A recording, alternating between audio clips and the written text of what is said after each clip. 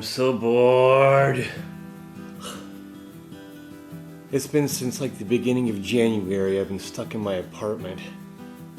Like, I've gone out to buy groceries and, some other essentials.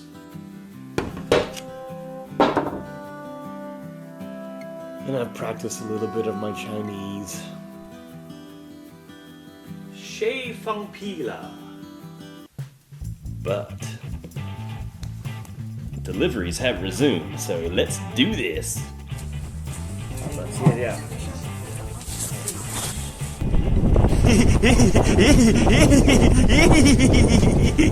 Hello and welcome back to Freed's First Time, where I document my experiential whiskey education one bottle at a time. And today we're checking out Jameson's Caskmates IPA edition.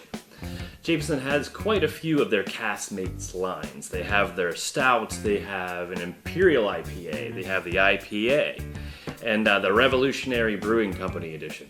So I guess how this works is that Jameson takes their normal barrels that they use, which is usually ex-bourbon barrels from the States or ex-fortified wine barrels from España, and they'll give them to a local brewery. The brewery will fill those barrels with either stouts, or in this case their IPA, let it chill for a spell, and then give those barrels back, and then Jameson will then fill those barrels with their fully matured, triple distilled, usually about 4 years old whiskey. And then they'll let that sit for a spell, and then they'll bottle up and send it out. So yeah, that's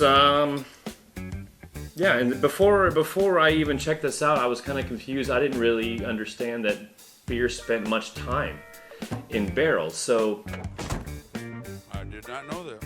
So I reached out to a couple of good friends of mine, Mike Stone from Auburn Alehouse in Auburn, California, and Lou McCallister from Walking Mountain Brewery in Bozeman, Montana. And I asked them, like, hey, what's the relationship between beer and barrel? And both of them told me that there are not a lot of beers that spend much time in barrels, and the ones that do are the beers that have the flavor profile strong enough to withstand what the barrel can do to the beer itself. And those beers are usually stouts and barley wines. And Lou even said that IPAs very rarely spend time in any barrels at all, because one of the appeals is kind of counterproductive. Like, one of the appeals of IPAs is its freshness. And the IPA at his brewery, Walking Mountains Brewery, has a shelf life of 3 months. So having an IPA be inside of a barrel is a bit strange in the first place. So I think that the Jameson people, with the relationship with this brewery, I think they are doing that specifically for this whiskey. All right, so let's try it out. This clocks in at about 40 ABV, so actually I'm not even going to put water in it this time because I don't think it needs it. I did try it in advance. So we're going to pour it in the glass a little bit, have a good look at it, have a good whiff, and then taste it. Now, immediately you can see the color is very, very vibrant. It's bright orange almost, like a golden orange. And it's nice clarity, very beautiful color. That's really neat. And on the whiff, you can smell the hops immediately. It's not overwhelming. It's not like in your face. It's actually quite a delicate whiff. And you really got to get in there to really get those beer notes, but they're absolutely there. I mean, I am an IPA lover, so this was suiting in my wheelhouse. I really dig it. But again, the whiff is quite mellow, very floral, very, I won't say very hoppy, but there's not a lot of spice to it. You can definitely smell a little bit of like a yellow grapefruit, not a pink grapefruit.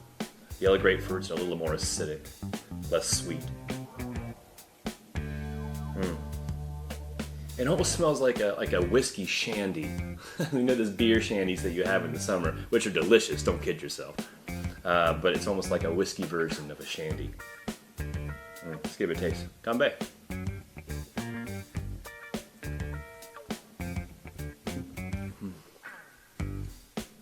That's nice. Yeah, very mellow. Nothing over the top as far as flavor is concerned. It's really chill. Again, you can taste the hoppiness right up the front.